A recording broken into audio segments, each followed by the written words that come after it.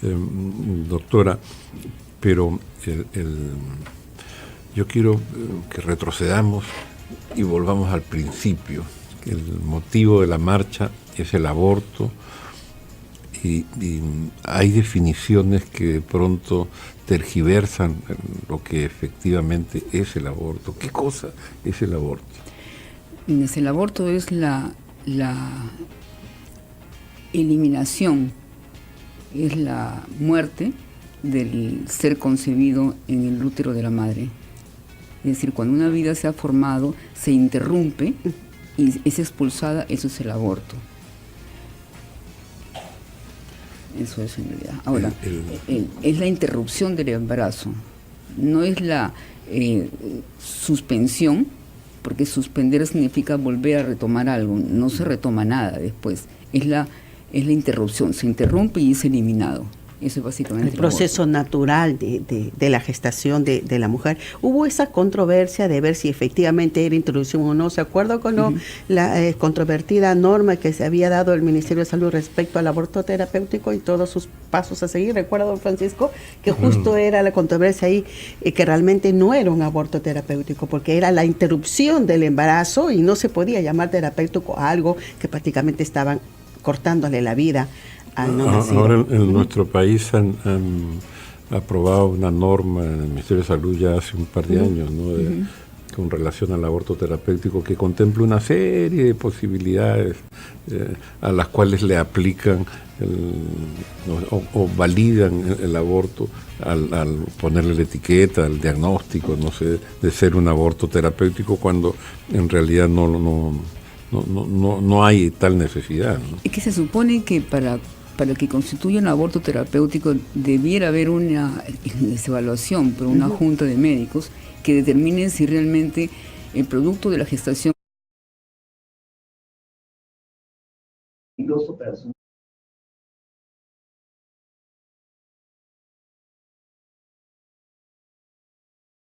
grupo de médicos. Ahora, si esto se realiza o no, dudo mucho que lo estén haciendo. Entonces, puede ser que en algunos casos se plantee que ese embarazo peligra la vida de la mujer, pero no haya tanto sustento. Entonces, sería bueno que realmente haya un consenso de un grupo de médicos que lo pueda sustentar. Trasladémonos al escenario, perdón, don Francisco, respecto, estábamos hablando del aborto terapéutico. Podemos entrar también al terreno de que si es legal o no es legal y si se legaliza, cuáles son las consecuencias que podría traer. Pero hablemos en este momento de la consecuencia directa que tiene en la mujer el aborto. No se trata de decir, yo voy a someterme al aborto, se acabó, salgo en unas horas y soy una mujer libre. Pero después de eso viene una repercusión, sea a corto o a mediano plazo. De todas maneras, siempre hay. Está probado incluso por estudios que lo respaldan, que toda mujer que ha sido sometida a un aborto o incluso que ha abortado espontáneamente por motivos determinados, siempre tiene repercusiones a nivel psicológico. No hay una que haya sido indiferente. Incluso puede darse que la repercusión sea casi inmediata y que genere situaciones culposas o cierto tipo de depresión porque se siente responsable de haber interrumpido una vida. Pero hay otros casos en los cuales no es así, no aparece la sintomatología tan rápido, no es como atrapada, está como escondida y en determinados momentos de la vida posteriormente sale. Lo que sabemos es que cuando una mujer interrumpe el embarazo por el aborto, siempre va a tener secuelas psicológicas. No necesariamente las expresa, pero sí las vive. Las puede vivir en forma consciente o en forma inconsciente. Si las vive en forma consciente, es probable que abiertamente muestre síntomas de tristeza o de culpa. Si las experimenta en forma inconsciente, esto se va a reflejar de muchas maneras. ¿Cómo? Por ejemplo, una forma es que la mujer que ha experimentado un aborto tenga después dificultades para poder fluir sexualmente con su pareja, porque de alguna u otra forma no quiere volver a experimentar lo mismo que le ha llevado a sentirse tan mal. La frigidez post-aborto es muy frecuente. estamos hablando en el aspecto de que pudieran tener de repente la intimidad como toda pareja en el matrimonio, pero hablemos, ¿eso le puede bloquear de tal manera que pueda impedirle salir nuevamente embarazada? Claro que sí. Claro que sí. El embarazo depende de las posibilidades físicas, pero también de la actitud psicológica, el incluso inconsciente. Es muy importante. Muchas de las personas o digamos, muchas mujeres que no se embarazan es justamente por esa ansiedad de quererse embarazar. Eso significa que de alguna manera muchos tipos de emociones que se mantienen en esa persona influyen incluso en la dinámica, digamos, neurobiológica, y podría tener dificultades, sí. Ahora, hay que entender que en un aborto, incluso en un aborto provocado, ¿no? Porque lo que quieren hablar ahora, por ejemplo, el producto de una violación, en realidad ahí hay muchas cosas mucho más complejas en la psiquis de una mujer. Una mujer que desea un hijo y aborta espontáneamente, se siente responsable de no haber podido darle, digamos, ese tipo de soporte al bebé. Se siente responsable, se siente mal y culpable. Pero una mujer que ha abortado queriendo abortar es doblemente culposa. Y además, si ella ha sido sometida a algún tipo de situación violenta sexualmente que la haya llevado, digamos, a ese tipo, al embarazo, el experimentar el aborto es una violencia más que experimenta la mujer. A la violencia sexual que ha sido sometida, por ejemplo, hay un acto más de violencia contra su propio cuerpo. ¿Es así? Sí, lo entiendo. Don Francisco, ¿usted quería agregar algo? Sí, yo quiero abordar el tema también de la conducta de las autoridades frente al aborto, ¿no? Porque seguramente debes haber visto en las veredas o en los postes esos letreritos que dicen atraso menstrual, ¿no? Sí. Con un teléfono, ¿no? Sí. Y en realidad lo que están haciendo es una invitación a que acudas a un centro de aborto. Claro, no con las palabras claro, no lo dicen directamente, pero atraso. es eso, o sea, no hay que ser muy... no hay que ser muy inteligente para darse cuenta. Un investigador muy... ¿no? Yo digo, ¿y cómo la policía, las autoridades municipales, o sea, no hacen algo? Porque la cantidad de avisitos de estos es tanta que, o sea, es porque abundar estos lugares que obviamente son para provocar abortos ilegales, ¿no? Hoy en día ya no se podría decir de que no sé qué es un aborto o algo, porque le digo por experiencia propia, hace 40, 45 años yo sí creía que era, o sea, yo no tenía el concepto de que el aborto era un aborto en sí, es simplemente te aplicas la inyección y te viene tu regla, porque eso era, por lo menos así lo tenía entendido, y no en la magnitud de ahora de decir, es un aborto, estás asesinando a un bebé. Es que el aborto es eso. Así es. Pero es dar muerte a un ser que está formándose en el interior de la matriz de la madre. Ahora, incluso se ha hablado mucho polémicamente respecto a aquellos que quieren justificar el DIU o la píldora de Dios siguiente, si realmente cuando se produce la fecundación ya está la vida. No, dicen que cuando recién se implanta, eso no es así. Eso no es así. Del momento en que hay la unión del óvulo con un espermatozoide, ahí aparece una nueva vida. Ahí comienza la gestación. Y que han querido incluso hablar que la gestación en realidad comienza cuando este huevo recién, digamos, ingresa a la matriz del útero. Eso no es así. Eso no es así. Desde el momento en que se une óvulo con espermatozoides, ahí comienza la vida. Entonces, aunque parezca absurdo, la píldora del día siguiente es también un abortivo. Los métodos anticonceptivos de barrera, digamos, el DIU o la T de cobre, también son abortivos, porque no dejan que se pueda anidar en la matriz. Pero son productos que no se venden como abortivos. La fecundación se produce, pero ya no se anida porque tienen estos dispositivos intrauterinos. Exacto.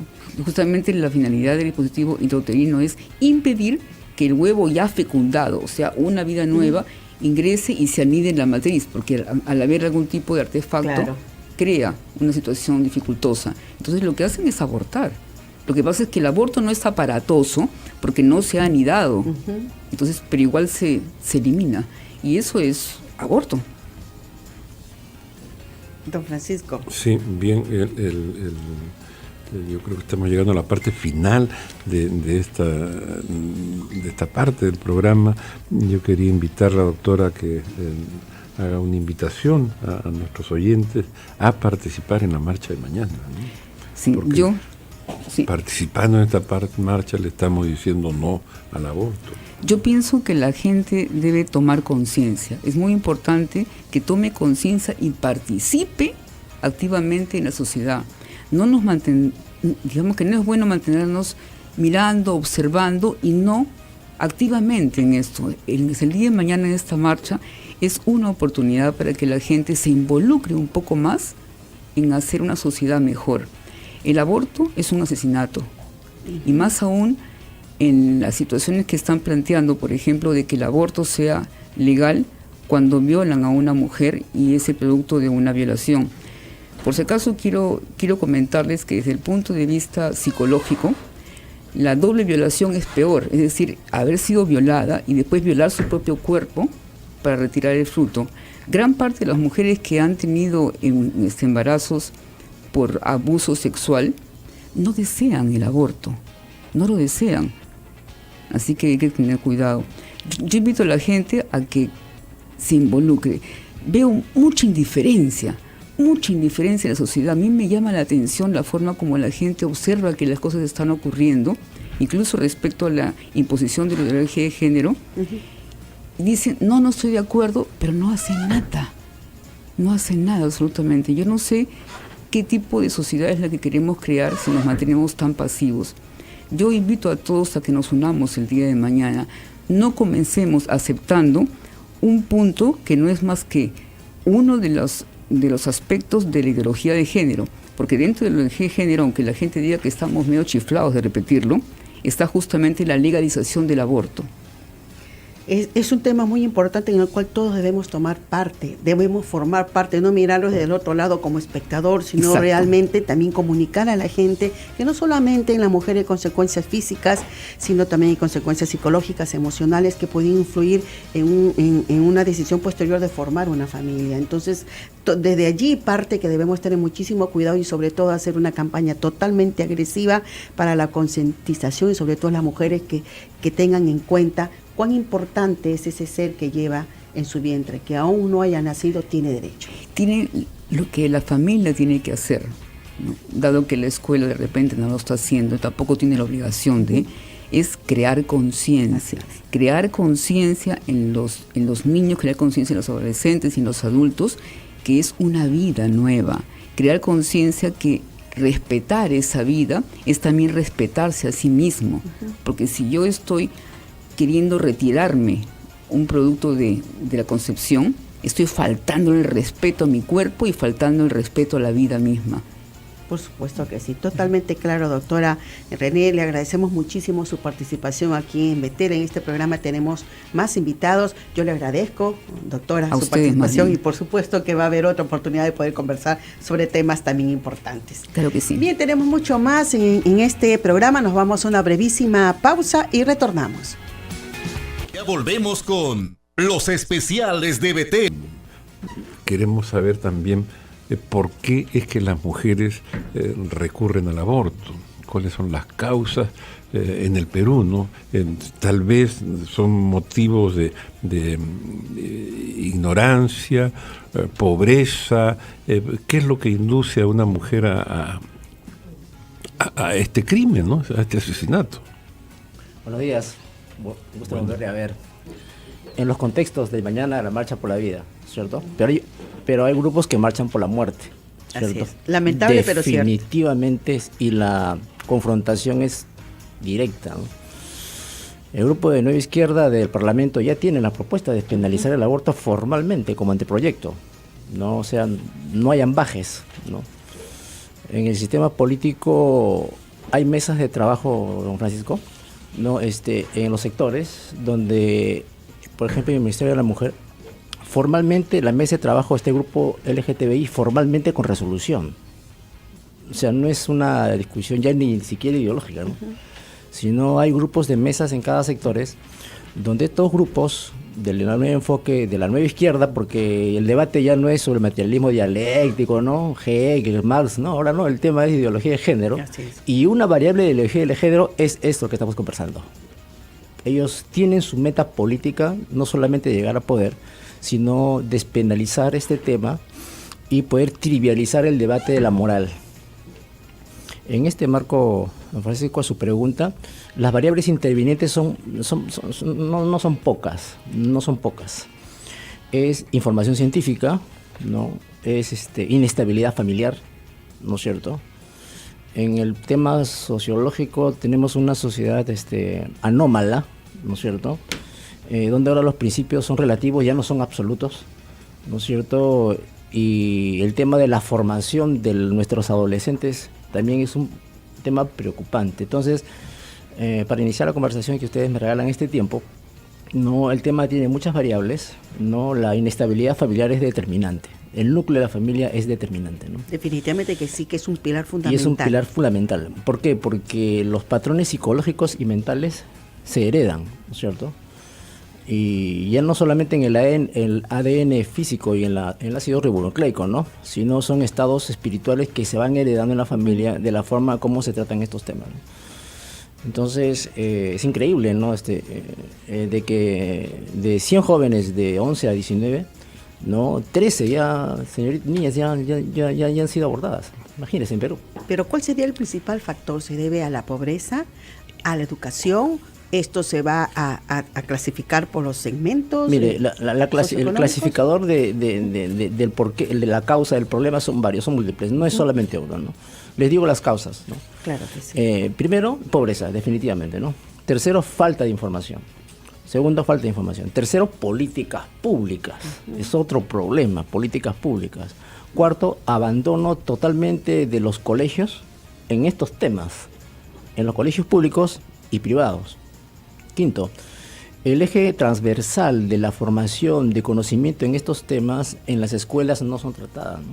Se evaden. Y sexto, el tema de la unidad familiar y los problemas dentro de que la niña en este caso no tiene la identidad del varón o la identidad de la mujer porque son familias anómalas, y ante una situación vienen las famosas falacias científicas. Le digo la falacia científica, ¿no? De que cuando una niña va a abortar y va a un médico, el médico le dice de que cuando está en la primera, segunda, tercera semana, que no es un feto, es un embrión. Y es una falacia científica, don Francisco. O sea, ¿qué le dice el médico, no? Antes de la 22ª semana, ¿no es cierto?, el ser no tiene sistema nervioso, y es cierto, no tiene sistema nervioso. Entonces, ¿qué le dice el falso científico? ¿No? Le dice que es un órgano multicelular solamente. Entonces, si lo abortas, no estás abortando un ser humano, sino solamente una especie. Claro, que no tiene vida, que no tiene vida. Entonces, ¿cuál es el problema? El problema es de retorno del daño, que la niña tiene que saberlo. Si usted me está escuchando y está definiendo entre abortar o no abortar, yo le digo lo siguiente, ¿no? De que cuando hay un cigoto, que es la formación obviamente del óvulo espermatozoide, se heredan los genes. Son 23 más 23, son 46. Y ahí está la vida. Ahí está la vida. Entonces, el problema también es de la orientación científica de la persona que va a un falso científico y la hace abortar y le dice, no hay ningún problema. No es un niño, no es un ser humano, ¿no?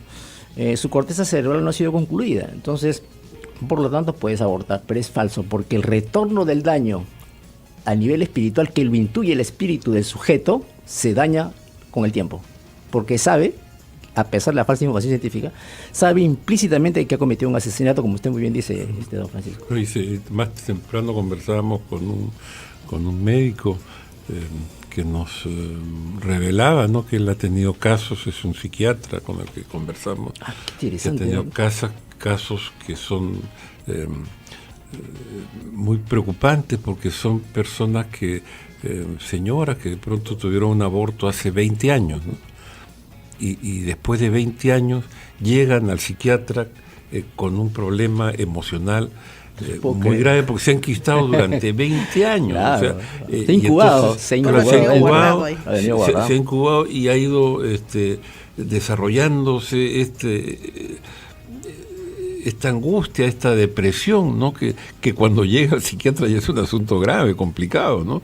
Porque se ha desarrollado ya toda una enfermedad mental grave, ¿no? Entonces las consecuencias, a veces sí, pues hay una consecuencia inmediatamente después del aborto. Claro que la mujer sufre también un trauma post-aborto, ¿no? Que de todas maneras ocurre, dicen, pero también puede agravarse, complicarse después de muchos años. Entonces, aquellos que promueven el aborto no les advierten de esto, no les advierten de estas cosas, de estos riesgos. O sea, no les dicen, oye, te practicas un aborto y no es que después vas a poder tener un hijo, de repente después nunca más vas a poder tener un hijo. Eso no les dicen. O tampoco les dicen que se te va a crear dentro de ti, dentro de tu persona, un problema de salud mental que puede ser complicadísimo y que vas a terminar después en un tratamiento psiquiátrico, como efectivamente el psiquiatra nos comentó, ¿no? El tema, como usted bien dice, es de afectación a su propia formación, ¿no? En Perú tenemos 350.000 muertes. Hablando al año, en Perú, 350.000 abortos. Claro, o sea, 350.000 asesinatos. Que no es un problema pequeño, es un problema de minúsculo, enorme dimensión. No es un problema minúsculo, ¿no? Entonces, el tema también es de política pública de confrontación al tema, ¿no? ¿Por qué? Porque hay la comercialización de este tema. Hay intereses creados. Los intereses creados sí. No son pocos, porque el que es falso empresario, falso comerciante, buscan a estas señoritas que tienen problemas y los redirigen a consultorios. Y eso no lo hacen gratis. Y ahí donde la mujer es sumamente frágil debido al momento que está pasando, pues ella va a optar por la salida mucho más fácil, más práctica, pero luego viene la consecuencia, el desenlace y ese trauma que lleva. Complicidad de las autoridades, ¿no? Porque comentábamos con nuestra anterior invitada que no hay que ser pues demasiado inteligente para darse cuenta que en estos pequeños avisitos que colocan en los pisos, en los postes, ¿no? El retraso menstrual, o sea. Claro, es muy fácil. Es muy fácil encontrar estos centros donde se practica el aborto ilegal y claro, donde se están cometiendo asesinatos, ¿no? Pero ¿y qué cosas están haciendo las autoridades? O sea, no hacen nada, actúan de manera cómplice, ¿no? ¿Qué hace la policía? ¿Que no se dan cuenta? ¿O qué hacen los fiscales de prevención del delito? ¿No? ¿Qué hacen las autoridades municipales? Porque en sus distritos están funcionando unos locales en los que se cometen asesinatos y el alcalde ni enterado. Total impunidad. Y abierta. Claro. Y abierta, ¿no? Y eso que está penalizado en el Código Penal, o sea, la cosa es muy, muy, muy seria, es un delito. Claro que es un delito. Entonces, ¿qué quieren hacer ahorita la izquierda en Perú, ¿no? Con el grupo LGTBI? Definitivamente es poner este tema en debate en las comisiones respectivas en el Congreso. Ya está el anteproyecto, ¿no es cierto?, para efectos de ya despenalizar el aborto y manosear el tema de los conceptos cigoto, ¿no es cierto?, embrión y feto, ¿no es cierto?, y definir qué es un ser humano. Increíble, ¿no? Pero ellos no pueden poner en telejuicio ni ponerse en esta hora es increíble a considerar cuál es el concepto dado. Entonces, pero ¿qué ha pasado en Perú? De que estos grupos minoritarios, ¿no es cierto?, han visto el rechazo de la sociedad. Han visto. Hemos tenido un presidente que ya no está. Una de las variables por que el presidente ya no está es porque había una movilización de la base en contra al tema del manoseo de este pensamiento formalmente en el diseño, en el Currículo Nacional de Educación Básica Regular 2017, donde se puso en debate en que la formación post-embrión, post-parto, es que iba a ser una construcción social, mi definición de mi identidad sexual. O sea, imagínense cómo hay un proyecto político con este tema y no es un proyecto, ¿cómo se dice?, al azar, que está fuera y que está en las nubes. No, es un proyecto ya formal. Que viene de la Organización de las Naciones Unidas. Sí, y tanto es así de que las Naciones Unidas le dice implícitamente a la exalcaldesa Susana Viara para que incluya estos temas en el currículum escolar. Felizmente hubieron congresistas, yo estuve, felizmente me invitaron. No hubieron congresistas donde separaron la cita, ¿no? El congresista Julio Rosas me invitó, ¿no? Yo estuve en la mesa de debate, ¿no? Y estaba la alcaldesa, ¿no es cierto? Y francamente, qué desparpajo. O sea, entre estos temas La ignorancia es atrevida, ¿verdad? Ya no hay ni derecha, no sé cuál es ni mi derecha, ni sé cuál es mi izquierda. O sea, ya todo es relativo, todo es relativo. Y no es cierto de que la ideología de género se debe incluir en el Currículo Nacional de Educación Básica. Eso no es cierto. El antecedente ya estaba con la alcaldesa Susana. Entonces, ya estaba con la alcaldesa Susana. ¿Qué hace la alcaldesa? Se retrae a poner la ideología que sí lo puede hacer. No solamente el ministerio, sino lo puede hacer un gobierno regional, en este caso de Lima. Pero ella ya no pudo. ¿Por qué? Porque vio la resistencia en esa reunión que yo estuve felizmente y donde yo sí, la situación era bastante confrontativa en decir qué pensamos, qué queremos, qué tipo de profesional deseamos, qué tipo de ciudadano deseamos, ¿no? Entonces, cuando no hay debate, cuando no hay ciencia, no hay experiencia, no hay gente profesional y que dicen, ¿saben qué cosa? No soy retrógrada, yo sí creo en principios y valores y yo tengo la postura científica para poder decirle que usted esté equivocado. Entonces, felizmente les felicito, ¿no?, por este tipo de encuentros, ¿no?, de la ágora de lo que es la defensa de los principios y los valores, y ante la relatividad de los pensamientos, la niña no define, pues. La señorita no define, porque todo es relativo para ella. Entonces ella dice voy a abortar, cuando las consecuencias no solamente son psicológicas, físicas, ¿no? Y la probabilidad de riesgo de una muerte es de 1/3, ¿no?, de las niñas de 11 a 19. De allí la gran importancia justamente de tomar conciencia y de que toda la ciudadanía, todo el Perú, todas las familias del Perú se pongan en pie justamente para defender los derechos de la familia, dejar sentado por completo que no se va a permitir que hayan más leyes que puedan dañar, ¿no?, el concepto genuino de la familia. Núcleo básico de la sociedad, pilar fundamental, don Francisco. Sí, yo quería insistir con esto de las Naciones Unidas, porque hace pocos días, le cuento, estaba viendo CNN y pasaron un informe que en lo que va de este año había 50 denuncias por acoso sexual en la sede de las Naciones Unidas en Nueva York. Después he tratado de corroborar esto y he encontrado una información que habla de otro periodo, que es entre octubre y diciembre del año pasado, 40 acusaciones de abusos o explotación sexual cometidos por personal de la Organización de las Naciones Unidas. Los últimos casos han desencadenado en la renuncia de 2 altos funcionarios de las Naciones Unidas, uno de ellos de UNICEF, el segundo de UNICEF, y el otro tiene que ver con un programa que tiene que ver con la lucha para el tratamiento del SIDA. Las Naciones Unidas tienen un montón de organismos de burócratas que será pues que reciben ellos, entiendo, también consignas de más arriba aún, que los empuja a generar estos programas y empujar esto de la ideología de género, que comprende pues toda una agenda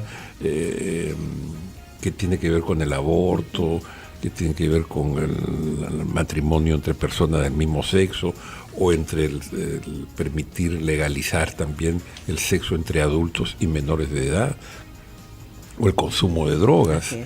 Entonces o el reconocimiento, pues no sé, de los 100 géneros sexuales que existen. De tanto de los que quieren sacar ellos más todavía. Es inconcebible. O sea, ya es una cantidad infinita de conductas sexuales a las que quieren validar como identidades, ¿no?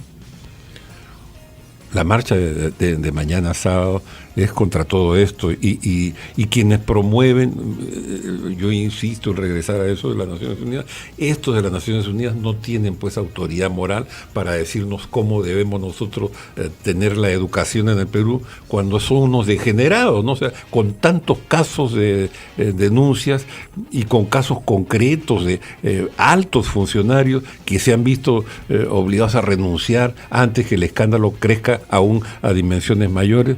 No pueden pues ellos venir a decirnos cómo tenemos que conducir la educación en nuestro país, ¿no? no tienen autoridad moral y se pronuncian con comunicados, publican impunemente también, igual que lo que hacen propaganda del aborto. Ellos publican comunicados en los diarios en los que respaldan la ideología de género en el currículo escolar del Ministerio de Educación del Perú, y nosotros los peruanos les permitimos. Y entonces, ¿acaso no somos un país libre, no somos independientes? ¿Por qué tenemos que acatar los dictados de este organismo? Claro, porque condiciona el financiamiento de ciertos proyectos con dinero pues del Banco Mundial, del Fondo Monetario, no sé. Son proyectos que son financiados por estos organismos internacionales, pero claro, te doy la plata si tú metes en el currículum esta cosa, ¿no? Esa es nuestra realidad. ¿Hay algo por el teléfono? Estamos en comunicación con el doctor Luis Solari. Él ha sido ministro de Salud, presidente del Consejo de Ministros y es catedrático universitario. Le damos la más cordial bienvenida. ¿Me escucha, doctor Solari? Señor Bertecho, saludarle por su intermedio a todos los fieles oyentes de Radio Betel. Sí, y lo molestábamos, doctor, para que nos cuente usted un poco cuáles son las consecuencias en las mujeres, las consecuencias físicas de un aborto. ¿Cómo es que queda el cuerpo de esta mujer? Bueno, fíjate, justo ayer estaba en Arequipa en una reunión, un seminario sobre este tema y el tema de ideología de género también. Y también ahí justo la ponente en la que acompañaba presentó un cuadro completo del tema, porque es investigadora de esta materia, pero sobre todo el problema principal es, por supuesto, es el tema del daño psicológico. Porque en el daño físico puede hacer que esta persona pudiera no volver nunca más a gestar. Es decir, digamos que quede estéril porque haya una fibrosis interna del útero, ¿no? O el tema de las infecciones, el tema de la perforación de útero, el tema de las hemorragias, la mortalidad por aborto también es importante. Pero yo le diría que más allá de eso es el tema emocional, ¿no? Que son daños que quedan terribles, y no solamente en él, pueden quedar en el padre de la criatura. Justo ayer la persona que dio la conferencia decía que le daba un testimonio, porque ella atiende a estas personas. Es una institución que tiene centros en toda América Latina para acompañamiento a mujeres que han tenido aborto precisamente por el daño a largo plazo.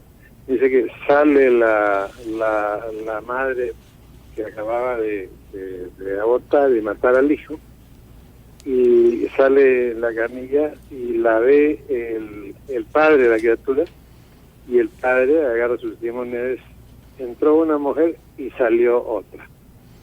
Hubo otro testimonio importante que contó la persona, era gente que ya tenía 30 años, que había abortado, que había procurado el aborto, se había matado al hijo, y 30 años después todavía no podían liberarse de la carga emocional y psicológica, y por supuesto que también puede, por supuesto, tener esta carga manifestaciones de tipo físico, ¿no? La persona va por diferentes consultas hasta que en una de esas consultas le dice al profesional: tengo esto.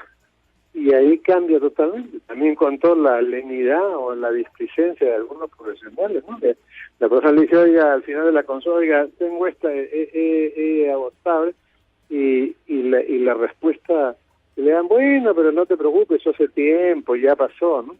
Entonces, es indispensable, casualmente, que en nuestro país se trabaje lo que han trabajado en otros países, y lo cito muy claramente. La mejor forma de prevenir el daño por aborto es hacer unas campañas intensivas de castidad. Hay que señalar: la esposa del ministro de Educación del presidente Ronald Reagan, la señora Elaine Bennett, hizo una organización que se llama Mejores Amigas, y esa organización precisamente trabaja este tema, y gracias a eso su tasa de embarazo adolescente es 1%, o sea, nada, comparada con los otros programas de reparto de píldoras y etcétera, que son, que anda por encima del 20%. Entonces, hay que tener claras las cosas en este tema, y no es solamente un temor al daño físico. El problema principal es el daño emocional que queda en el mediano y largo plazo. Cuando, sí, y cuando quiero llevar el tema... Discúlpeme el timbre, estoy en la universidad. Sí, yo quería llevar este tema a lo que ocurre en las aulas, en los colegios o en las universidades. No sé, más parece ser en los colegios, donde las niñas, las adolescentes son instruidas, les llevan este tema de la ideología de género, pero que las conduce o las induce a las prácticas sexuales irresponsables, pero no les dicen de estos riesgos, ¿no? No, pues, no solamente es eso.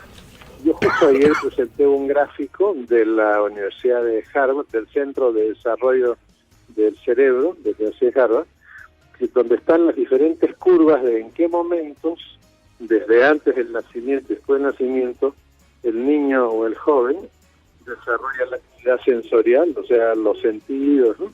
Desarrolla la parte cognitiva y desarrolla las funciones mentales superiores, juicio, pensamiento crítico, ¿cierto? Y uno ve que enseñarle a un niño de 7, 8 años de intervenir en sus procesos de maduración de la sexualidad, intervenir y darle una enseñanza sin que tenga capacidad de analizarla, de entenderla, ni de juzgarla, ni de calificarla, ese es el acto más violento que puede hacerse con un niño, de introducirlo en una forma de pensamiento ajena totalmente a la que su familia quiere para él dentro de la educación, y ajena a la capacidad de juicio que ese niño o ese joven o esa joven tienen para definir claramente, ¿cierto? Es una posición de acuerdo a sus principios. Esto es terrible. Yo le diría que este es un acto miserable, ¿no es cierto? Darle una enseñanza que no tiene ningún fundamento científico, por supuesto, a un niño o a un joven, sin que tenga ese niño o ese joven una maduración cerebral suficiente en la que haya desarrollado un pensamiento crítico sobre lo que le van a enseñar. Esto, mire, honestamente habrá que entregarse a los abogados, esto merecería la cárcel, porque es un acto de violencia definitivamente contra los niños y los jóvenes del Perú. Doctor Solari, le agradecemos mucho por su tiempo, por sus comentarios. Confiamos verlo mañana, estaremos juntos ahí en la marcha por la vida. Bueno, mi universidad va a estar, porque a mí me toca graduación de estudiantes fuera del Lima. Lamentablemente ha coincidido con la graduación, y eso no lo fija acá en la Asamblea Universitaria en el Consejo de Estado, sino lo fija los estudiantes y los padres de familia en la ciudad en la que desarrolle esa graduación.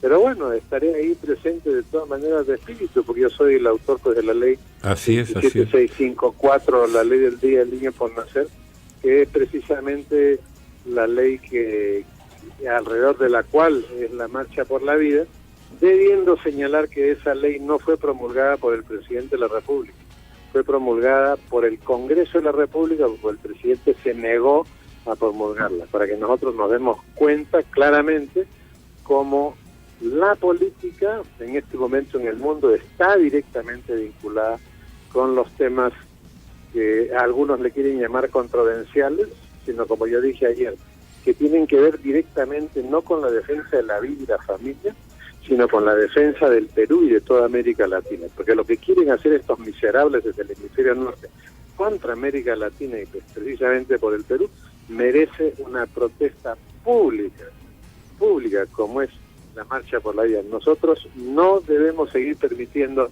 que dinero extranjero patrocine estas actividades contra la vida, la familia y el Perú. Muchísimas gracias, doctor Luis Solari, ha sido usted muy amable. Gracias, señor Gartechi, gracias a los oyentes amables de BTL. Esta gente que promueve la ideología de género, yo les hablaba de esto, encontré la información del número 2 de UNICEF, Justin Forsythe, ¿no? Renunció en el mes de febrero, ¿no? Acusado de tener conductas inapropiadas hacia mujeres cuando trabajaba en la organización británica Save the Children. Salvemos a los niños, ¿no? Informó el Fondo de las Naciones Unidas para la Infancia. La directora ejecutiva Henrietta Ford aceptó la renuncia de Justin Forsythe a su puesto de director adjunto de UNICEF. Estamos, dice en el comunicado, agradecidos con Forsythe por su trabajo en los últimos 2 años para abogar por los niños más vulnerables y ayudar a progresar a la misión de UNICEF de salvar la vida de los niños. Pero este señor Forsythe resulta que era un inmoral, acusado de tener conductas inapropiadas hacia las mujeres con las que trabajaba. Forsythe se convirtió en director adjunto de UNICEF en el 2016, después de dejar el cargo de director ejecutivo de Save the Children. El secretario de las Naciones Unidas, Antonio Guterres, que es el actual secretario, anunció una política, dice, de tolerancia cero sobre el acoso sexual en la Organización Mundial. O sea, esta Organización Mundial está llena de denuncias de acoso de sus funcionarios, de sus trabajadores. Algunos son trabajadores que, bueno, están en el campo, en distintos programas, pero hay otros que son los jefes, los que están ahí manejando y que son los que sufren o han sido ya denunciados por acoso sexual, ¿no? La habilidad sin honor carece de valor. O sea, las organizaciones pueden tener mucha ciencia, mucha habilidad, pero si no tienen el honor, los ciudadanos no reconocen el valor institucional. Le digo esto ¿por qué? Porque este año no va a haber premios Nobel. O sea, este año no va a haber premios Nobel. Alfred Nobel, literatura, ¿no? Sí. O sea, Alfred Nobel, el que inventó la pólvora con el tiernito tolueno, dejó una organización, ¿no es cierto?, para poder premiar a todos los científicos del mundo con el premio Nobel, en todas las áreas, biología, química, ¿no? ¿Qué ha pasado este año? Inmoralidad sexual en el grupo que define a quiénes se va a premiar, ¿no?, científicamente en el mundo. Y este año no va a haber premio Nobel. Claro, ¿con qué moral? Por lo que usted dice muy bien, Fernando, o sea, ya uno no cree en las grandes instituciones, grandes iluminarias, que no solamente hacen políticas públicas como es el Banco Mundial. Hubo gente comprometida en actos que son totalmente hay que predicar con el ejemplo, ¿no? Hay que predicar, en pocas palabras, esa es la sentencia. Definitivamente, en este bloque ya prácticamente hemos concluido. Por supuesto, a usted le agradecemos su participación. Sí, PPC. ¿no? Y creo ya nos adelantó la pregunta, Ruth, si se debe legalizar el aborto. A ver, el aborto está empecemos porque está penalizado, ¿okay? Sí, o sea, hace muchos el años. Código Penal establece en su título primero delitos contra la vida y el cuerpo y la salud, primero el homicidio en su capítulo primero y en segundo lugar el aborto en su capítulo segundo. Y en todas las formas que usted lo vea está penalizado, salvo en el caso del aborto, ¿cómo lo llama el Código Penal? Terapéutico.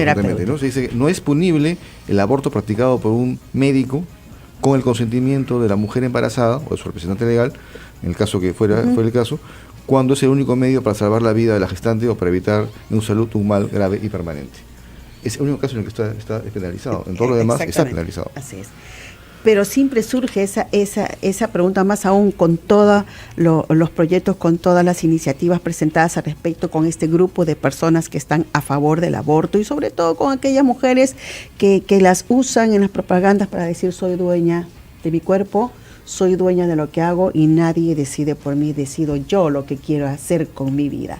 Pero no es solamente su vida es la vida que lleva dentro de ella. Ella habla de su derecho, se habla con tal convicción, es mi derecho, pero no piensa en el derecho de ese no nacido que la Constitución protege, aún sin haber estado a la vida. Es correcto, y esa es una opinión no legal, sino una opinión personal. O sea, definitivamente las personas, hombres y mujeres, o mujeres y hombres, como quieran verlo, tienen el derecho a hacer lo que quieran con sus vidas y con sus cuerpos. Pero sucede pues que el concebido ya no es su cuerpo. Así es. Es una nueva vida. Es una nueva vida que no solamente la protege el Código Penal, sino también el propio Código Civil y la Constitución Política del Estado, que es más reciente. Entonces, ¿de qué estamos hablando? Ahí hay un tema que es bastante complejo. La misma ciencia ha demostrado que ya hay vida con el concebido, con la concepción. Así es. Entonces, son conceptos totalmente diferentes. Aparte que la Constitución promueve y protege la familia y está inmerso también el no nacido. Don Francisco, usted tenía que hacer una pregunta. No, yo quería comentarle que justo nuestro anterior invitado, el sociólogo, nos contaba, ¿no?, que ya existen proyectos para legalizar el aborto en el Congreso de la República, ¿no? ¿Cómo así estando prohibido por ley, estando en la Constitución, en los códigos, se pueda promover así tan impunemente, porque es un asesinato? Entonces, eso también, o sea, promover esto no es también un delito. Impunemente y responsablemente. O sea, la Constitución establece claramente lo siguiente: el concebido es sujeto de derecho en todo lo que le favorece. En todo lo que favorece. O sea, ¿qué más le puede favorecer que la vida? O sea, si podemos hablar a través del Código Civil, del artículo primero, de derechos patrimoniales, que son cosas que son materiales, imagínese el tema de la vida. O sea, no hay forma de modificar o generar un cambio en el Código Penal si previamente no se ha modificado la Constitución. O sea, empecemos por ahí. O sea, quienes promueven eso quizás no se han dado cuenta de ese pequeño detalle. Y ahí no hay necesidad de especificarlo, está en todo lo que les favorece. Y tácitamente es pues la vida. Pero ¿qué más? ¿Qué más le puede favorecer a un ser humano que la vida? O sea, no hay otra cosa. No es materia de discusión, ahí definitivamente está claro todo. Clarísimo. Y aparte, un detalle, o sea, yo no soy penalista de abogado, sino especialidad comercial y municipal, pero leí el Código Penal y miren lo que dice acá, que es bien interesante, ¿eh? El aborto se ha reprimido con pena privativa de libertad no mayor de 3 meses. 3 meses. Cuando el embarazo sea consecuencia de violación sexual fuera del matrimonio o inseminación artificial no consentida ocurrida fuera del matrimonio. O sea, una 3 meses no genera prisión real. O sea, la prisión real, entiendo, se da a partir de los 3 años de condena. Entonces, 3 meses. O sea, ¿de qué estamos hablando al final? O sea, casi está despenalizado. O sea, digamos, seamos objetivos, ¿no? Claro. Sí, en términos legales, obviamente, un abogado nos explica muy bien y, por supuesto, ahí está la diferencia. Pero lamentablemente pues hay muchos intereses creados al respecto. Yo cuando era muy joven, bueno, creo que estaba por entrar a la universidad o acabando el colegio, tuve ocasión de ver un documental que se llamaba El Grito Silencioso, en el año 84. Yo la verdad, sinceramente, mi vida, ese documental la marcó. Claro. O sea, me sentí absolutamente impresionado por lo que vi ahí y era muy joven. Yo invito a las personas, ese documental lo he visto, que está en YouTube, o sea, a los jóvenes... ¿Quién no le va a marcar ese documental cuando nos enseña de una manera tan... Véanlo, o sea, las personas, los proabortistas, en fin, es un trabajito de mirarlo por ahí a ver qué opina después de verlo, ¿no?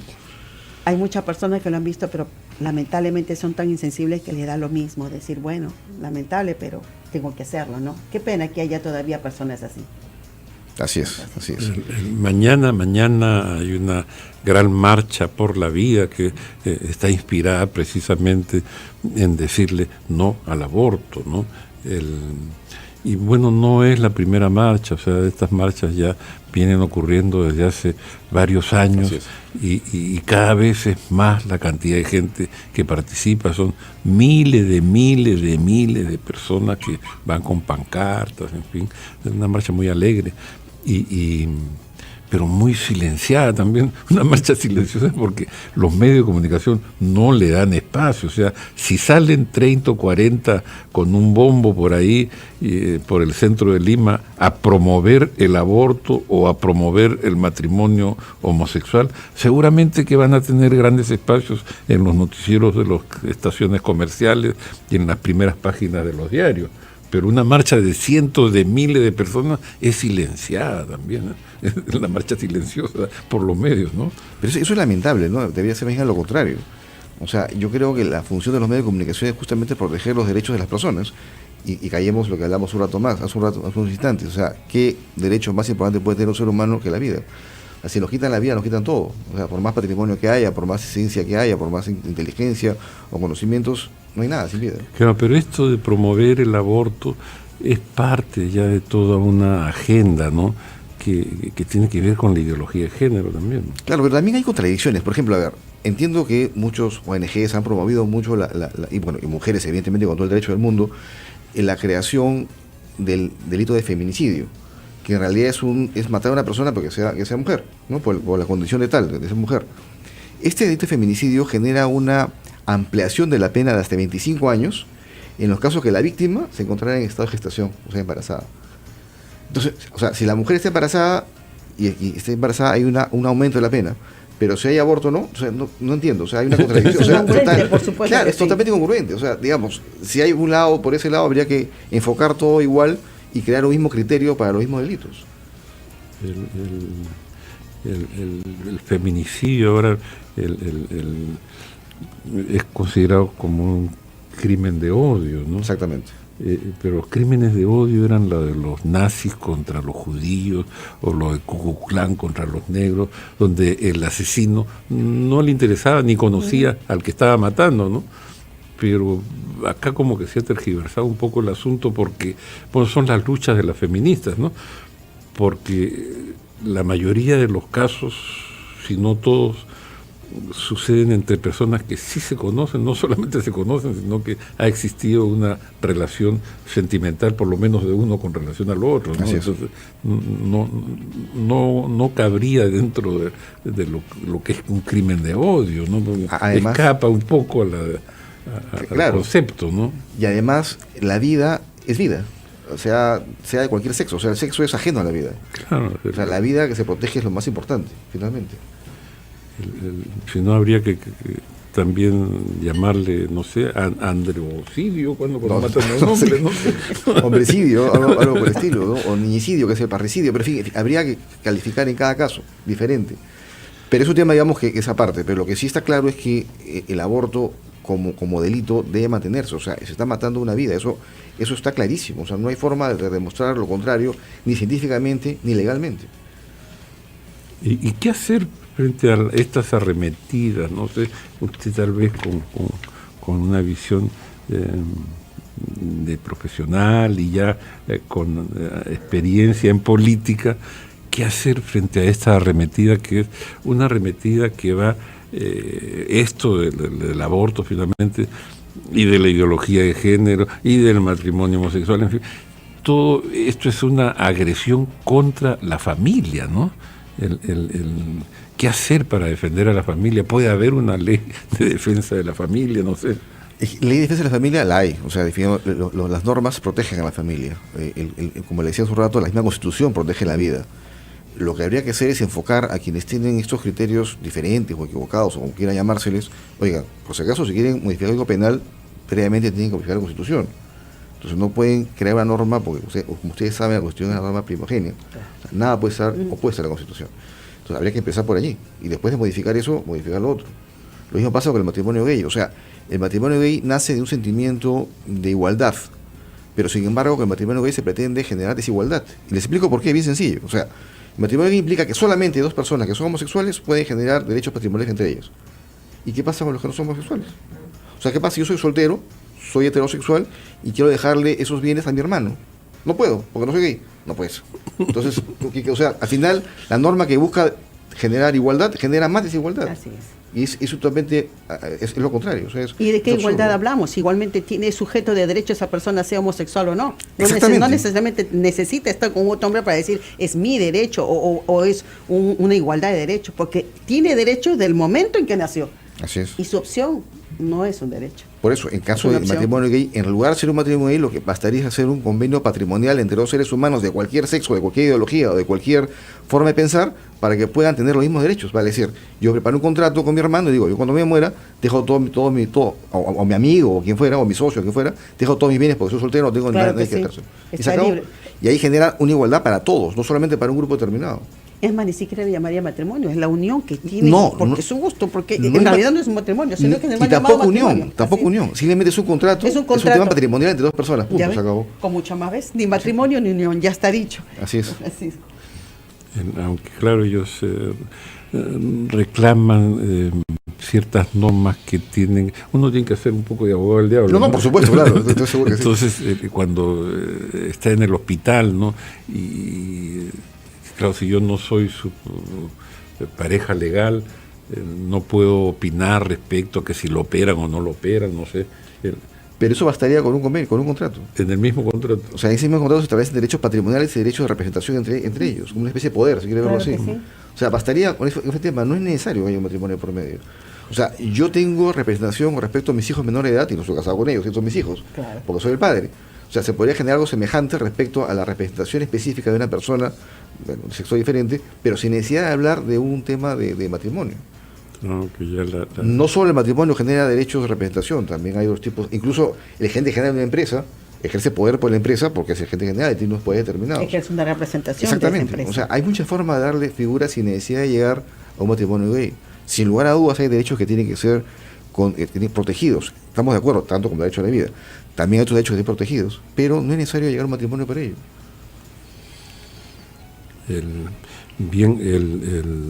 El tema pues del nuestro, más que del matrimonio homosexual, es la marcha por la vida, y esta marcha ocurre también en numerosos países. Es la participación finalmente de la sociedad en la expresión pública de cuál es su manera de pensar, de sentir respecto a este tema específico, ¿no? del aborto. Y lamentablemente pues en nuestro país se publicó no hace mucho un reglamento, una norma respecto al aborto terapéutico, donde amplía y señala una serie de causales en las que no necesariamente está en riesgo la vida de la madre, ¿no? Y con eso un poco como que se abre la puerta al aborto, un poco como que con la etiqueta de que es terapéutico, entonces como que autorizan a los médicos a hacer este aborto. Tendría esto, no sé cómo son los protocolos, pero tendría que ser refrendado por un comité de médicos antes de atribuirle la condición de terapéutica a un aborto, ¿no? El único aborto no penado es el terapéutico. El único, no hay otro en la legislación peruana. ¿Ok? Y como le dije hace un rato, no es punible el aborto practicado por un médico, o sea, tiene que ser un profesional quien lo haga, con el consentimiento de la mujer embarazada o de su hospedante legal, podría ser su padre, en fin, cualquiera, cuando es el único medio para salvar la vida de la gestante o para evitar en su salud un mal grave y permanente. Claro, que pone en riesgo la vida de la madre. O está en riesgo la vida de la madre, o el hecho de dar a luz podría generar un problema futuro grave para ella.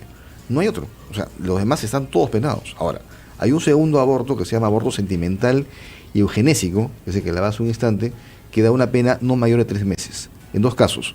Cuando el embarazo sea consecuencia de violación sexual fuera del matrimonio, o inseminación artificial no consentida y ocurrida fuera del matrimonio, es el primer caso. Y el segundo caso, cuando es probable que el ser de formación conlleve al nacimiento graves taras físicas o psíquicas, siempre que exista diagnóstico médico. O sea, sí tiene que haber diagnóstico médico en el segundo caso. Estas 2 penas, como le repito, son muy leves, pues son no mayor de 3 meses, o sea, en realidad es bastante corta, pero, digamos, están penadas. Con 3 meses, pero están penadas. Claro, con esa condición obviamente ya no se vería esa mujer forzada a continuar con el embarazo, dado que traería grave perjuicio. Para eso solo ir también comprobando que ese niño no nacería. Claro, o sea, recuerden que el primer caso es cuando hay un peligro de salud y vida de la madre. De la madre. Ahí no hay ningún tipo de pena. Y de las malformaciones que habló del niño. 3 meses. 3 meses. 3 meses y en el caso de violación también 3 meses. ¿No? Digamos, entiendo que el Código Penal o el legislador en su momento pensó que esa pena era acorde porque me imagino que había una diferencia, pensó en una diferencia entre la vida de la madre y la vida del niño. O sea, finalmente son seres, o sea, la madre ha sido violada, sin lugar a dudas, es madre, es pésimo. Yo soy papá de una chiquita, de una niña, soy esposo, soy hijo, tengo hermanas, tengo primas hermanas, o sea, estoy muy identificado, tengo muchas mujeres de mi familia a mi alrededor, gracias a Dios, y sin lugar a dudas la violación es algo asqueroso, es algo horrible, Claro que que debe ser sí. penado. Pero imagino que el legislador ha definido y un poco ha separado lo que es el daño hecho a la madre con esa vida que se ha formado, ¿no? Finalmente el que tiene que ser castigado no es el concebido, sino el agresor, ¿no? Exactamente, Es el que- exactamente. claro, el Ese tema culpable el es el que sentido violó, común. no es el que van a Claro. hacer o que deberían hacer. Por último, y es algo que ya lo he comentado anteriormente, y es el de los avisitos, ¿no? Atraso menstrual, que lo pegan en los pisos, en los postes, por todas partes, y todos sabemos que lo que están colocando ahí es el número telefónico de un centro donde se practica el aborto ilegal, ¿no? Y los municipios no hacen nada, y la policía no hace nada, y los fiscales de prevención del delito no hacen nada. O sea, hay una impunidad total. Sí, definitivamente. ¿Por qué los municipios no hacen nada? No hay que ser muy inteligente para actuar ahí, ¿no? Si hasta te dan el teléfono, ¿no? Así es. Y el Código Penal, también el legislador se pone en ese caso, ¿no? Y habla, el artículo 117 dice, el médico, obstetra, farmacéutico o cualquier profesional sanitario de la salud que abusara de su ciencia o arte para causar aborto, está penado. Entonces, ese avisito está generando una tentativa de un delito. Pero ¿quién Claro. interviene ahí? Los gobiernos, la municipalidad. La autoridad, concretamente la autoridad, la policía, el Senajo, la municipalidad Pero en este ¿quién caso.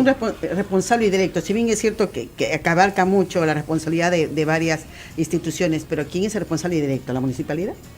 Yo diría que más permitir? que la municipalidad, la policía. ¿La policía? Porque digamos, ese anuncio no tiene un permiso municipal. O sea, no está pegado, normalmente no es un banner que ha ido... No, se lo Pero pegan usted mismo por lo ha todas dicho, partes. municipal, tendría que haberlo autorizado la municipalidad. En todo caso, si hay un responsable directo en la municipalidad de fiscalizar dónde están esos anuncios. La policía, de repente, utilizar ese medio para capturar o para de alguna manera hacer una investigación de quién está proveyendo esos servicios, sobre todo el aborto. Pero creo que la municipalidad debería intervenir directamente ahí. Ahí me sale mi corazón como es regidor. Ya ve. Pero sí, o sea, en realidad, si el anuncio es legal, vale decir, si ha pasado por un trámite municipal y la municipal lo ha autorizado, sin lugar a dudas la municipal es responsable. ¿Y le autorizan para que peguen el piso? Yo No, creo que es en la- no No, creo. por no es eso le autorizado. digo, por eso le digo, No por es eso le autorizado. digo, Entonces la municipalidad debe hacer una gestión ahí para evitar que haya ese tipo de anuncios, Porque sea de eso abunda, abortos, exactamente, eso sea o lo que fuera. O sea, no deberían haber, porque están prohibidos. Pero al cometerse un delito, una tentativa de delito, quien debe participar ya es la policía. Sin lugar a dudas. O en todo caso, digamos, operativos conjuntos, ¿no? Pero se deberían hacer. Una responsabilidad compartida, lo Correcto, dejamos lo dejamos ahí.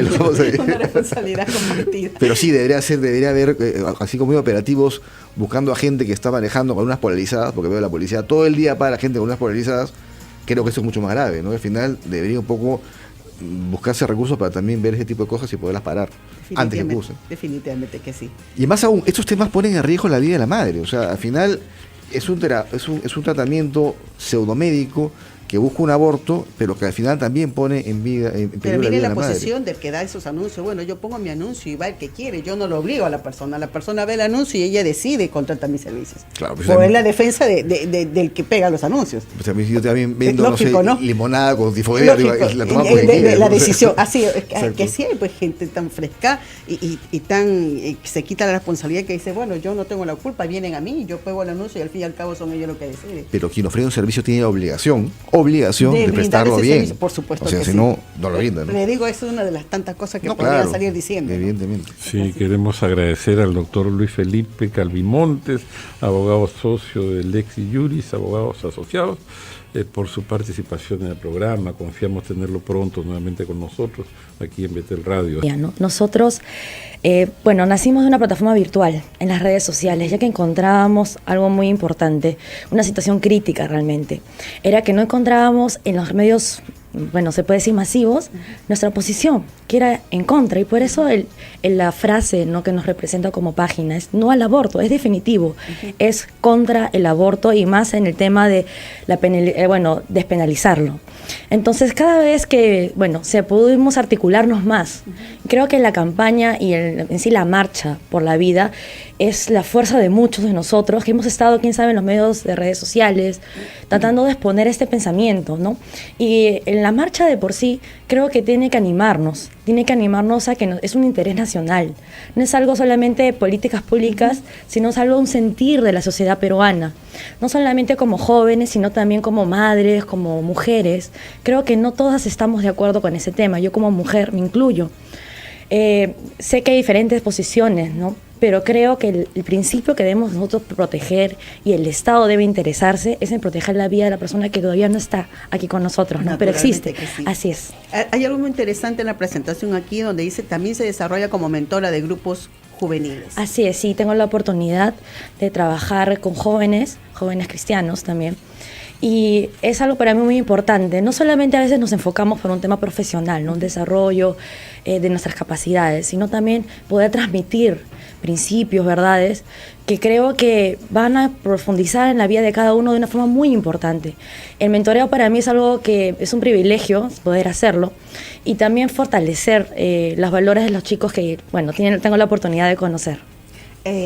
Aquí también dice socióloga de profesión y activista pro vida.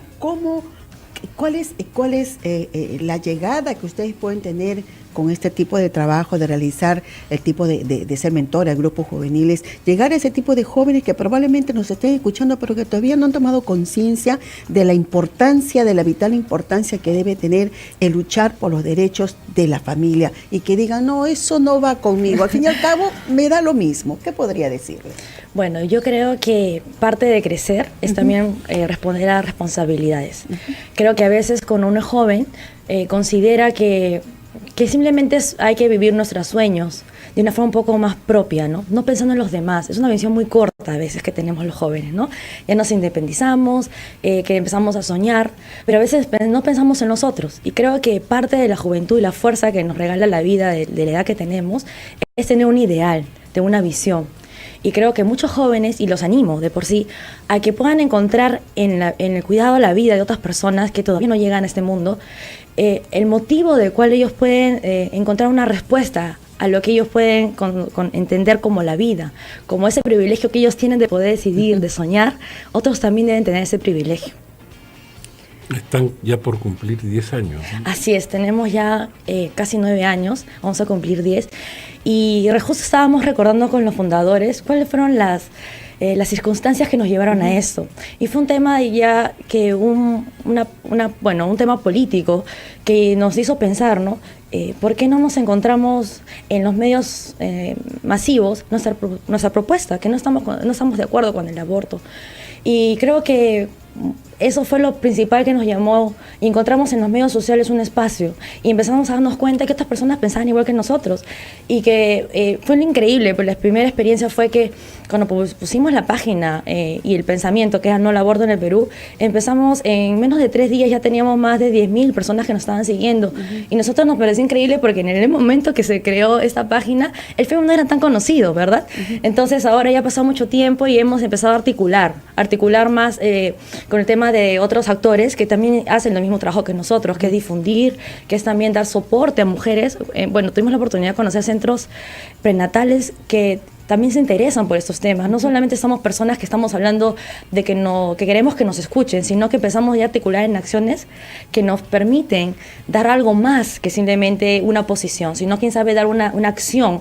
Y creo que la marcha tiene que ver con eso, es la acción también de poder proponer nuestro pensamiento con el fin de protección a la persona que todavía no nace. Pero ¿cuál es el tipo de trabajo que realizan con otras personas que también comparte con ustedes este mismo Bueno, tenemos dentro del equipo personas que son profesionales de la salud, ginecólogas, también psicólogas, y lo que hacemos es que en la página no solamente llegan personas que, bueno, tienen una posición en común con nosotros, sino que también tienen una necesidad inmediata, que están en una disyuntiva están en un embarazo en crisis realmente, no saben qué van a hacer, y buscan soporte, y por eso están las psicólogas que en el inbox, se puede decir, ellos responden a las preguntas. Hay personas que dejan su caso para que uno lo pueda explicar a otra persona como un testimonio. Sin duda que son innumerables los que lo siguen ustedes y que dentro de esos seguidores están las mismas adolescentes, jóvenes embarazadas que justamente necesitan del soporte que Así es, sí, y por eso a veces lo derivamos con el profesional para que las oriente, porque realmente en internet uno busca y dice, no, ¿cómo puedo abortar? Y lo encuentra, y es increíble que eso se vuelve ahora el referente para muchas chicas que no ven la otra opción, ni siquiera pueden acceder a un chequeo.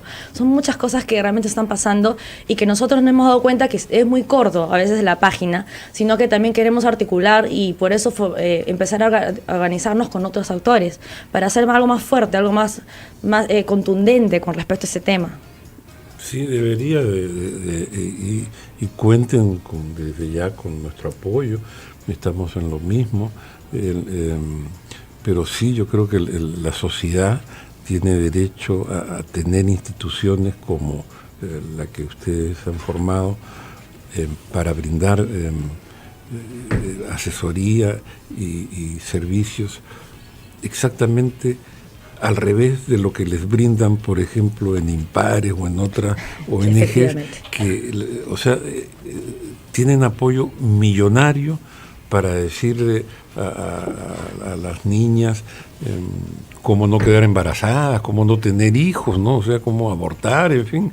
¿Y dónde es que reciben un apoyo para las que han quedado embarazadas y bueno quieren continuar con el embarazo? Quieren continuar con el embarazo, no tienen ningún apoyo en ninguna parte, ¿no? Así es, y quiero recalcar, es un tema voluntario. Si van al Ministerio de Salud le van a decir toma una pastilla para que del día siguiente, no le van a decir continúa con tu embarazo, es increíble. Sí, realmente creo que viene de nuestra parte cambiar el concepto que manejamos. No es un embarazo no deseado, es un embarazo en crisis, que tiene que tomar una decisión a favor de la vida. Y eso creo que es el conflicto que pasa en la chica que está sufriendo ese tema del embarazo. Es un embarazo en crisis, no sabe qué va a hacer, lo tengo o no lo tengo, y viene esta disyuntiva y encuentra posiciones, no lo tengas porque es un problema para ti.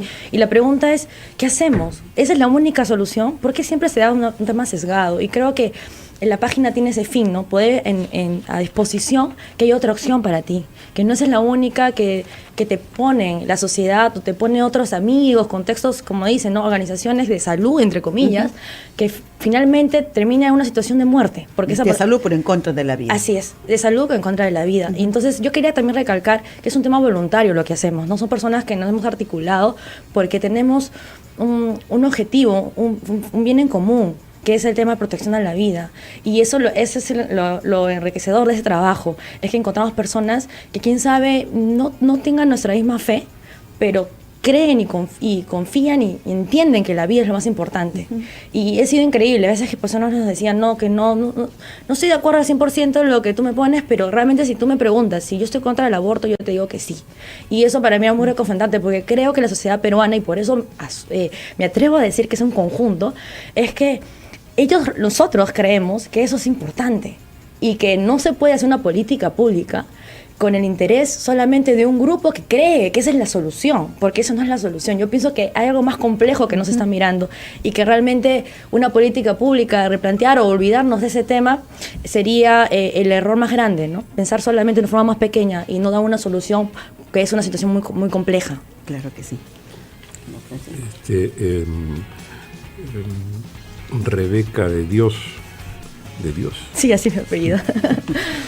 Rebeca de Dios te trajo por acá, porque acá tienen ustedes unos aliados naturales para todas las causas, todas las campañas, todo lo que deseen realizar. Nosotros siempre hemos alentado y de hecho estamos participando en esta marcha.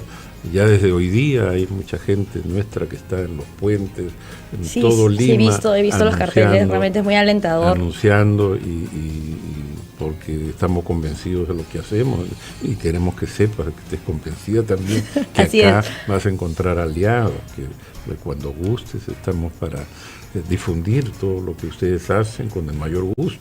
Creo que si pone el polo ahí para que pueda verse a través de las Sí, redes, las polo. letras, Que si Manuel- puedes. que Manuel- Claro, lo puedo alzar, por ¿No? supuesto. Ahí Claro está que el sí, logo para que lo- de la... A esta cámara de acá. Listo. A esta Exacto. camarita, acá hay una En esta. camarita, acá hay una camarita. también, atrás. En esta de la. Listo. Aquí Claro está, que ese sí. es el logo del fanpage. Nosotros estamos como No al Aborto en el Perú. Y una forma también de poder apoyarnos es visitando la página y poniéndole like, ¿no? Como dicen un dedito arriba. con el fin de que también podamos seguir mostrando que ahora que somos casi 200.000 personas que están en esta página, vamos a seguir creciendo, porque lo importante a veces, sí, pues los números nos ayudan a decir que es un sentir nacional. Por eso me atrevía, como les digo, a poder afirmar algo así. Creo que el Perú está interesado en la vida, el Perú está interesado en las personas que todavía no nacen y que están siempre en juego, porque siempre están a disposición de la decisión de otras personas. Y realmente eso ya no debería ser algo así, en una política pública. Definitivamente que sí, y esto se puede ver en estas marchas por la vida que se están haciendo desde hace varios años, y por supuesto recordar que en el año 2016 fue que se acogió, se reunió una mayor cantidad de gente en este tipo de marchas, y que todos vean a nivel mundial que Perú se une. Justamente que voy a dejar a don Francisco para que por favor lo pueda presentar. Sí, un invitado también muy especial. Se trata del doctor Fernando Calle Hayen, ex magistrado del Tribunal Constitucional, a quien le damos la más cordial bienvenida. ¿Cómo está, doctor? Francisco, con mucha suerte de estar nuevamente con usted, la hermana. Yo le decía, ya esto es un imperio, abajo parece, me decían, no ha ordenado el presidente, no hay parqueo. Entonces, caramba, qué bárbaro. Pero ya estamos aquí y está bien, estamos de acuerdo. La marcha por la vida, pero ya hemos marchado varias veces, en esto es lo que yo insisto, y por eso es mi lucha. Tú marchas hoy por la vida, marchas contra a favor de que a las mujeres no las peguen, etcétera, etcétera. Mañana, al día siguiente, hay más violaciones, más maltratos y ni un sancionado. Eso se llama, Francisco, impunidad. Y la marcha real, lo digo con el mayor cariño, es contra la impunidad, porque esto está podrido. Y no nos puede limitar nadie, ninguna religión, a defender la vida. La vida, pasamos de los valores de la Constitución, es lo más alto, la libertad también, pero eso tiene otro tratamiento. Pero la vida en muchos sentidos, ¿no? Yo creo que cuando el presidente del Consejo de Ministros ha dicho algo que yo lo hemos escuchado desde Humala, que lo lleva presidente, 18.000 millones de soles al año nos cuesta la corrupción. Hemos aumentado a 21, creo. Eso es vital para la vida, porque acá los niños se mueren algunos de hambre, de falta de medicinas. No solamente, y sé a dónde vamos con la marcha por la vida, indudablemente en cuanto al eslogan y lo que se pretende, pero es más amplio. Y es vital que de una vez por todas ya digamos, pues basta, ¿no? Porque yo no digo que se paren los 18.000 millones de corrupción, pero aparte de que deberían estar en cárcel ya perpetua los que han tomado dinero del Estado, que es del pueblo, si se ahorrase esa cantidad de dinero, tendríamos para evitar, no tengo estadísticas, no es mi especialidad, pero ¿cuántos niños mueren por falta de vacunas? Acá se ha visto casos en que la vacuna estaba pasada, ¿se acuerdan? Y no hay ni un ministro en la cárcel. Eso es delito. Alguna vez me decía un alumno en la fiscalía cuando daba clases, porque yo discutía algo de los niños, y me decía, profesor, pero ya prescribió. Depende, pues le digo, porque si tú, como fiscal, sabes evaluar los derechos del niño y al adolescente y los tratados internacionales por los derechos humanos con estos valores, se convierte en delito de lesa humanidad y no tendría por qué prescribir. Y yo te digo, mira, Francisco y hermana, y a todos los hermanos que nos escuchan y a todas las religiones del mundo, y le digo desde aquí que ojalá me escuche el presidente del Consejo de Ministros, un amigo, lo aprecio mucho, ha tenido deferencias especiales hace mucho tiempo, cuando yo era miembro del tribunal y me hicieron ciertos reconocimientos. Y he escuchado algo de su preocupación por la niñez. Pero, ¿se acuerdan ustedes del pasaporte en $50? Sí. ¿Ya? Claro, muy pocos se acuerdan, ahora festejan porque es 15, ¿no? Creo, a raíz de su precio justo. $10. Entonces, en esa oportunidad, el presidente Fujimori, estamos hablando de muchos años atrás, sacó, a lo que yo voy es a la razón, una ley que era los $40 de más para la niñez desvalida del Perú. Lo que pasa, el otro día veía en alguna radio casi fundadora de la República que decía, estamos en la época en la que se ha perdido la memoria y el respeto a las ideas. Ya no gobiernan los valores, ya no gobiernan las ideas y lo que es peor, no tenemos memoria. Entonces, para centrarme en esto de la niñez y de la vida, ¿cuántos pasaportes se han vendido en los 7 años? de lo que duró esto hasta que una sentencia declaró inconstitucional y se volvió y vino la gran alegría, vamos a pagar $10 el pasaporte, pero nadie sabe por qué pagaba 40 más. Y en una época que seguro continúa y que a los muchachos antes de sacar su DNI quisieran tener un pasaporte. Entonces, si tú multiplicas $40, que lo diga Migraciones, desde aquí le digo la pelota y que el Premier pregunte, los millones de pasaportes que se han vendido, ¿dónde está esa plata? Porque esa plata era para la niñez desvalida. Yo te aseguro, hermana Francisco, que si eso se pone a la luz, no tendríamos razón de tener niños en las calles tirados y no estaríamos quizás, nuestras marchas serían por una magnitud mayor. Y sería y debería ser, porque es parte de la vida reclamar para los niños, así como hay que evitar que no los dejen nacer, hay que darles para que puedan vivir. Y para que puedan vivir, ¿quién se ha llevado el dinero del pasaporte, entre otras cosas? ¿Dónde está? No es poca cosa, no es poca monta, Francisco, ¿eh? Multiplica 40 por 7 años, ¿cuántos pasaportes en una época que todo el mundo quería salir del Perú? Entonces, yo creo que estas cosas que se le pasan por alto a los congresistas y a todo el mundo, no hablo de los jueces porque esto lo reclamé cuando estaba miembro del tribunal, pero uno no tiene tu facultad. Antes no viajaban tanto, ¿no? Ahora viajan Me dicen más, ¿no? que sí, ¿no? Eso es lo que me han dicho. Yo no quiero creer porque habría un problema. Ahora entiendo por qué tengo, por ejemplo, a campesinos que se han olvidado con sentencias que tienen todo su mandato casi. Y presumo que es difícil porque si tú te refieres a una estadística que salió, que también debería tomarse en cuenta, si se ha viajado 290 días más las vacaciones, ¿en qué momento se han votado las sentencias? Quiere decir de que por eso no sale pues años, ¿no? Sin embargo, el presidente Humala ha sido atendido con rapidez, ¿no? Y eso está bien, está bien. Presumo que los miles de habeas corpus que están ahí van a ser resueltos esta semana, ¿no? Porque ya no necesitan profundizar más porque ya han dado los pormenores, los fundamentos, entonces en base a eso nomás ya digan fundado. Tiene que aplicarse a cabalidad esos recursos. Con igualdad. Claro, hay quienes han dicho que esto no crea presidente, pues sí crea Por presidente. supuesto que lo crea. Usted habrá escuchado Claro. mis posiciones y lo digo, y quisiera que me refuten pues, porque felizmente se han refutado entre ellos, porque un magistrado que prácticamente puso la nota dijo que no era precedente, que no era referencia y que ahí quedaba. El presidente del tribunal, mi amigo Ernesto, dijo lo siguiente: no es un precedente vinculante, pero sí, claro, es una referencia. Se ha olvidado la palabra que usábamos todos en el tribunal, reduramente para no complicarse mucho la vida. Es una doctrina jurisprudencial. Y la doctrina jurisprudencial no es de obligatorio cumplimiento para todas las autoridades, pero sin duda es un referente doctrinario para todos los jueces de la República a la hora de resolver. Y si el juez, además, no es muy sano, es un motivo para agarrarse de eso y fallar mañana una preventiva de un violador, de una banda, porque los considerando que son muy serios, ¿no? Que no sé por qué no era necesario. Favorece a cualquiera. Y entonces, si se cogen de eso, un juez que podría decir sano, esto no es vinculante, de ninguna manera yo dicto preventiva a este violador o a esta banda de gente inmoral, pero ¿qué sucede? Si lo hace, no le pasa nada. Porque indudablemente puede decir, no, para mí ha guiado la doctrina jurisprudencial del tribunal, ¿no? Eso es lo delicado, Francisco. Por supuesto que sí. Ahora, yo te diría algo, si a que analices, con esto paso a otro tema que tú me preguntes. Si tú revisas el listado, pídelo, de todos los que están opinando, diciendo que no es referencia y que está muy bien, que hay que aplaudirlo, de los periodistas, algunos figuran en la lista de Odebrecht.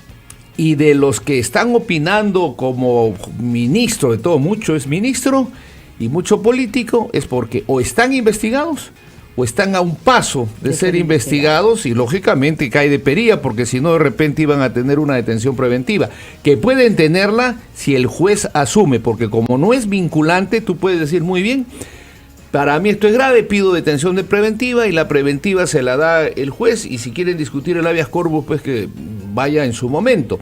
Pero yo tengo mis dudas. ¿Sabes por qué, Francisco?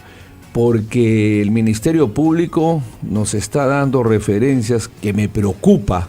Pareciera que muchas instituciones en nuestro país, y esto es para todos los que creemos en Dios, están al servicio de las grandes empresas mafiosas de nuestro país y no del pueblo, no del más humilde, ¿no? Porque un ejemplo sencillo, no creo que los fiscales hayan pedido la detención preventiva de los dueños del comercio, de Canal 8, de la empresa Graña, etcétera, por odio a la oligarquía o a su pasado, ¿no? Creo que han tenido indicios razonables, si no, la verdad habría que destituirlos y procesarlos. Pero cuando la sala penal, en Semana Santa para los cristianos, ¿no?, católicos y creo que para todo el mundo, cuando estaba el Señor sufriendo, no sé a qué hora se ha reunido la sala penal y los ha liberado. Los han liberado, ¿no? Quizás para calmar un poco el sufrimiento del Señor, no lo sé, pero están libres. Y lo peor es que la Fiscalía no ha dicho nada, porque yo, fiscal, lo libera y estoy seguro que es peligroso, vuelvo a pedir de inmediato otra medida cautelar, ¿no? Una medida inmediata, domiciliaria, grilletes, una serie de cosas para evitar que pueda haber... Saca tu conclusión, Francisco, hermana, los que me están escuchando, los hermanos de todo corazón. Desde que empezó Odebrecht, ¿queda alguien detenido? En Brasil están todos, aquí todos salen.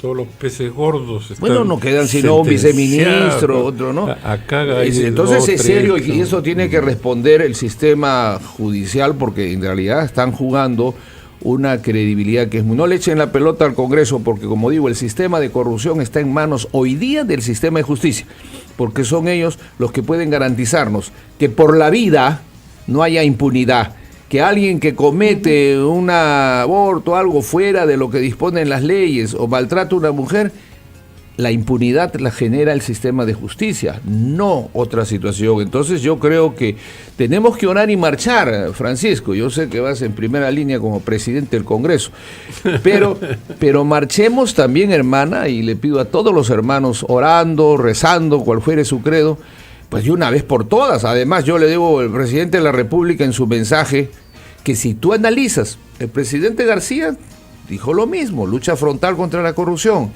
Vino el presidente Toledo y dijo lucha frontal contra la corrupción y nos creó el SAR anticorrupción, ¿se acuerdan? De ahí vino el presidente Humala y dijo que el gas bajaba a 12 soles y que no iba a dejar un solo aprista corrupto. Bueno, la gente se alegró, no por eso, sino por todos los corruptos. Vino el presidente Kuczynski y dijo mortalmente contra los corruptos, ya ustedes saben por qué terminó, y creó la comisión anticorrupción para no poner el nombre del SAR.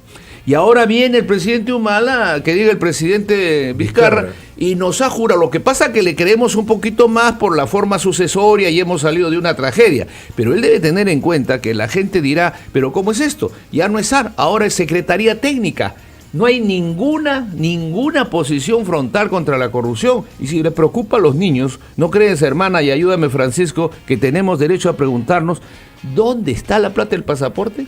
Y lo hago porque son muchos millones de dólares, que era exclusivamente para nuestros niños desvalidos. Salvo pues que a veces veo yo una película en televisión, ya en no sé en qué parte del desierto norteamericano, no sé, el grupo 54, donde tienen a los marcianos, salvo que por secretaría, por razón de Estado, nos tienen algunos niños que los están manteniendo como genios, es una raza especial nueva, ¿no?, que están generando, ¿no? Y no estamos enterados. Pues yo creo que ya tantos años deberían informar al país cómo se ha invertido esto en los niños. ¿No te parece, Francisco? Doctor, quiero regresar a esto de la marcha por la vida. Ya hemos marchado en breves minutos. Es que existe toda una campaña, existe toda una agenda que, entre otros temas, promueve el aborto, promueve la ideología de género en el currículo escolar infantil, promueve las relaciones o legaliza las relaciones entre adultos y niños.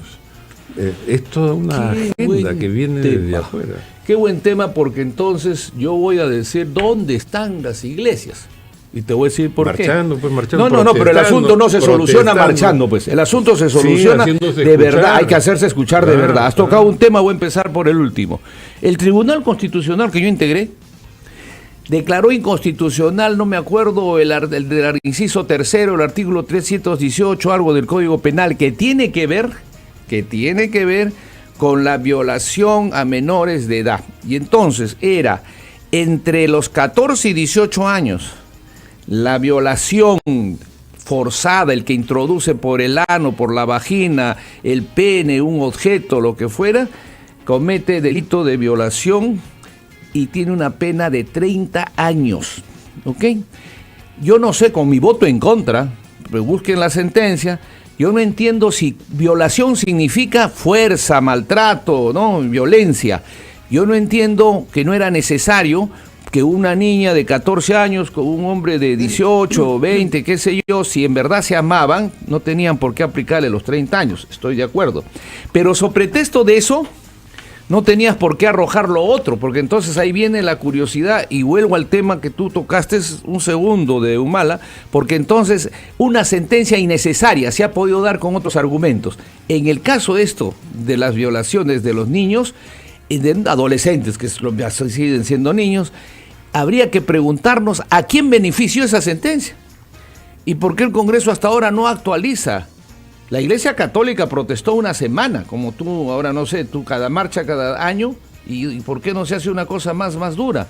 Ahora, el tema que has tocado de género, de matrimonios y de proceder a abortos, primero que es delito en el Perú todavía. Segundo, de que tendría que primero modificarse la Constitución, el Código Civil. Ahora, cuando yo escucho a los que hablan de género, yo no entiendo a qué se refieren, porque cuando hablan de género hablan de igualdad, entonces el problema es de igualdad de derechos, sin privilegios. Yo no entiendo el tema, porque ya sé a dónde vas, cómo van a formar a un niño sobre esas condiciones, están induciendo, en eso estamos en contra. Y un gobierno no puede dejarse llevar por lo mediático de sectores que parece que tienen un control de prensa muy grande. Gracias a Dios ustedes llegan bastante, pero se ven de eso. Pero están infiltrados pues, dentro del aparato del Estado. Hace tiempo. El Ministerio de Educación está... Él tiene una planilla paralela, ¿no?, a la de los maestros, abocada a esto. Bueno, es que por eso muchas religiones decimos no hay que entrar en política, etcétera, o en los poderes del Estado. No necesitas entrar en política para exigir una verdadera moralización.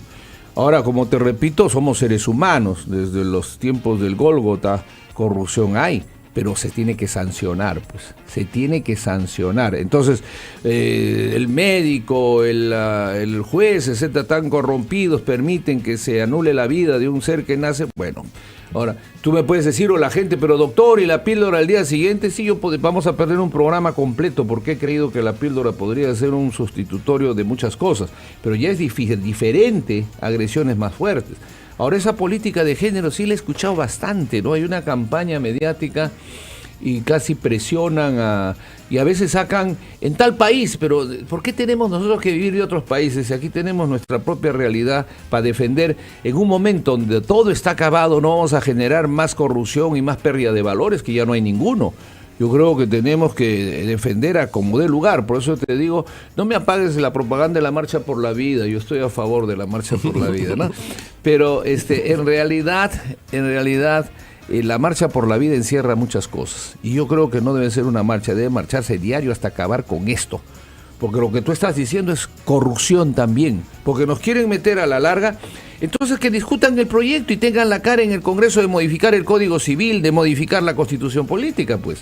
Y no estén haciendo toda una presión lobista para efectos de algo que no estamos de acuerdo los peruanos. Claro, no condicionan el financiamiento de ciertos proyectos a que el ministerio apruebe tal o haga tal o tal otra cosa. Así está caminando. Bueno, debe interpelarlo el Parlamento y censurar ese ministro. Ya censuraron uno. Y bueno, que sigan las censuras. Que sigan las censuras y además el presidente del Consejo de Ministros debe darse cuenta. Yo comprendo que en 10 días no se puede armar un gabinete, y mejor en parte de lujo, ¿no? Porque a las finales hemos pasado del gabinete de bachilleres a los viceministros. Eso es un problema, porque ninguno es de afuera, todos han sido viceministros casi. Un poco han cambiado unos cuantos para no cambiar nada, ¿no? Bueno, y el viceministro conoce más. Es preocupante, sin duda.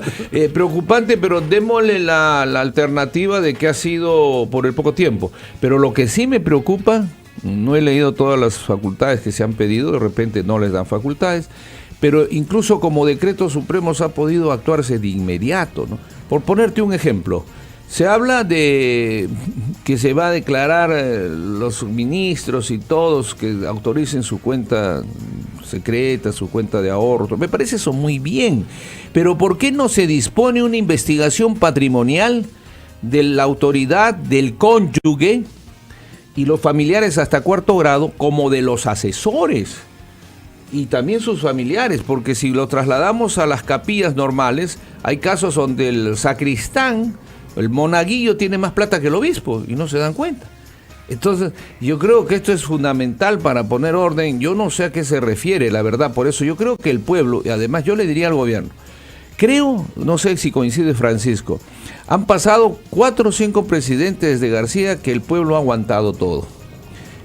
No creo que tenga mucha suerte. El Congreso le puede dar todas las transacciones, pero el pueblo no creo que aguante más. Sí, y es peligroso. Yo no creo que le den tampoco la delegación esta de facultades. Bueno, en materia tributaria están pidiendo. Le puede dar, fíjate, le puede dar sobre algunos sí, temas, no, pero le puede dar consensualmente, como dicen, vamos a dar una tregua de 6 meses. Los fujimoristas dicen 1 año, otros quieren darle los 3 años, de acuerdo. Pero en las calles no te van a dar ni una semana más, espérate una semana más. Y lógicamente, ¿cómo calmas tú eso?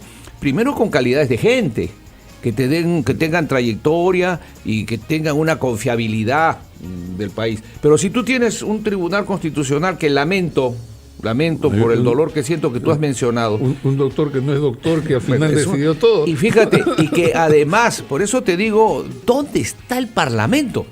Porque no te olvides tú que el Consejo Nacional de la Magistratura y el Tribunal son 2 organismos constitucionales cuyo único control directo es por parte del Parlamento. Entonces, tú lo has dicho, algunos parlamentarios sin suerte están en la cárcel por haber puesto títulos que no tenían. Digo sin suerte porque otros los protege el antejuicio, ¿no? Y no sé de dónde aparecen y no los pueden enjuiciar.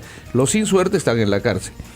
Y entonces, eso te traslado, en peor condición estaría quien en esta instancia tan alta, pues, ¿no? Y además se ha dejado votar, ya te imaginas lo que estará pensando la gente, ¿no? Y no sé qué piensa el Congreso. Claro, el Tribunal Constitucional lo he visto desfilar a todos porque es una esfera del más alto poder que si es que algunos que te podrían investigar y te podrían sacar tienen intereses, se olvidan rápido porque te necesitan, ¿no es cierto? Aprovechando que está acá, hay quienes dicen que se ha desvirtuado la función de este tribunal, que en otros países es una especie de organismo que efectivamente se encarga de revisar las leyes, esas que acaban de aprobar en el Congreso. Bueno, pase usted por acá antes de promulgarla, porque... Esa es una propuesta que yo planteé sin suerte, como otras, lamentablemente nunca se han grabado. Sí, porque fíjate, para evitar... No, le dan cuarta instancia con interés, porque no lo vendría a hacer. Lo que pasa es que a veces se presta para eso. Y ahí es donde interviene el control político y puede llamar a los magistrados y empezar a preguntarnos por qué esto, por qué lo otro, como los del Consejo Nacional de la Magistratura, que pareciera que no existe, ¿no? Y si tú buscas ante estos momentos de crisis, de angustia de los niños, ¿dónde está el defensor del pueblo? Como dice alguien en broma. Nadie lo ve desde que juramentó, creo, y tuvo problemas con una familia que lo denunció. Pero el tema es este. Lo que tú dices es totalmente cierto, pero, por ejemplo, es una reforma legislativa. El tribunal cuando, y eso ya lo hemos visto anterior, pero no hay paso, cuando se trata de leyes de importancia, el Congreso debería tener una conexión para que después no se declare inconstitucional. Lo que pase por ahí. Claro, es un filtro. Claro. Entonces te digo, oye, congresista, mira, mejor revísalo esto. Así es. Además, puede ser buena la Cámara de Senadores, pero hay reformas... La gente, lo que la gente aprobaría ahorita, y creo que no sería mal. Al paso que va, están buscando que la gente pida una asamblea constituyente, al paso que va, porque ya es una cosa que cansa, ¿no? Yo creo que, por ejemplo, la ley de partidos, ojalá puedan... Es una cosa que sale en 10 minutos. Cuando tú quieras me invitas, en 10 minutos sale la ley electoral. Yo no sé por qué no sale. Y eso te arregla un montón de problemas. Pero mira, la niñez que es tan importante, y es por lo que estamos marchando por la vida, Francisco, yo no te he querido venir a fastidiar, pero si hablamos los miles de millones que se van por la corrupción, si hablamos los miles de millones que se van por las inactividades del pasaporte, por ejemplo, estamos siendo medios cómplices con un silencio, marchando una vez y no exigiendo ya del todo en las calles que esta impunidad termine, pues, y que den cuenta, ¿no? Y este gobierno tiene que asumir eso y tienen que reclamarle. Lo que pasa es que aquí nos hemos acostumbrado a que nadie diga nada y no pase nada. Eso es terrible, porque es terrible porque nuestros niños que no tienen cómo defenderse, o el ser que está en camino no tiene, ni siquiera no sabe si lo van a dejar nacer, en ese caso nosotros somos cómplices de no generarle las condiciones que merecería si acabamos verdaderamente por una actitud de justicia. Sin duda, ¿no? doctor Calle, que hemos podido conversar de cosas, por supuesto, importantes para el Perú y todo lo demás, y que habrá momento de poder conversar, pero el objetivo de esto era justamente hablar sobre la marcha por la vida. Usted hablaba, marchemos para todo, Sí, es cierto, claro. pero desde el momento en que se marcha por la vida, justamente para que todas las familias tomen conciencia que desde allí es donde se tiene que impartir los principios y los valores. ¿Para qué? Para formar a esos niños desde pequeños, de temprana edad, lo que tiene que hacerse, lo que debe de hacerse para formar justamente familias que redunden en beneficio de la sociedad, que puedan actuar de manera consciente para bien, no precisamente para poder impulsar la corrupción que hay en el Perú. Totalmente, hermana, pero si le estoy diciendo, lo más hermoso es que Así por lo es. menos diga marcha por la vida. Por supuesto. Pero yo le estoy agregando que la cosa no pasa pues por No, las cosa banderolas, más ¿no? simple. Yo creo que el tema y el reto Hay es objetivo. mayor. Para Por supuesto poder que sí. defender esa vida, tenemos los que estamos con vida y estamos bien físicamente, gracias a Dios, ¿no? Y esto sin ninguna referencia, naturalmente, pero estamos hermosos algunos y todo. Tenemos que actuar, pues, justamente para evitar, que usted mencionó esa palabra, que esa corrupción le quite vida a nuestros niños, le quite posibilidades. Mire, hay un niño que han venido, yo le estoy de alguna forma, sin decir nombres ni nada, en el hospital del niño, que por negligencia médica, que le quitan el oxígeno, está muriendo. Esa pobre criatura, creo que tiene 3 meses. Y es como una violación más dura. Y sin embargo, como los padres son gente humilde, la fiscalía no está, el otro del turno no está, lo único que asustados ya lo están atendiendo hasta el último, pero tengo referencias que en cualquier momento perece. Esa es nuestra tarea. Esa es la tarea de la Iglesia Católica, de las iglesias que hay, que tienen, de las ONG pro niños. Tenemos una responsabilidad compartida, doctor Por supuesto. Calle. Don Francisco, ya se nos acabó el tiempo. Ya ve usted Perdónenos, que- disculpen. Ya ve, ¿para qué la hermana, Una ¿para de qué las la he ocho de la- fastidiado con la complicidad? Ya No, ve, ya no, me no, corta ahora usted no, el programa es porque que yo no quisiera. podemos ya seguir Yo más, quería no se puede preguntarle, pasar. yo quería preguntarle Francisco. qué pasa en el APRA, pero ya no hay Encantado, ve. Pero tiempo, ya mire, hay no, tiempo. oiga, Tenemos mire, que hermana, ve, yo le despedir. quiero pedir un Tenemos favor, pero que para que no me corte el programa, retiro mi crítica de que no se Y preocupa otro por los día, niños. La otro día. retiro de Usted inmediato. bienvenido, Otro día No, ya ahora sí ya me doy cuenta, ¿por qué no me invita? Todo, yo le acepto, pregúntenos lo que quiera. Pero Bueno, marchemos por la vida Todos y juntos. defendamos a los niños luchando contra la podredumbre. Exijamos al gobierno que actúe más seriamente, que conteste mi carta de instalar la Comisión Internacional contra la Impunidad. ¿Cuál es el temor, hermana? ¿Cuál es el temor? Que en Guatemala y otros países ya hay 2 presidentes, todo un gabinete en la cárcel, magistrados, dueños de medios. Bueno, pues si tienen que ir todos, que Doctor vayan Calle, todos. El temor es que ahorita me van a cortar. Ya No, la yo lo producción sé, ya yo me- lo ya- sé, ya no, me es que indica tengo que aprovechar terminar porque el si no programa. me invitan de acá a un año, al próximo año recién se van a acordar de mí.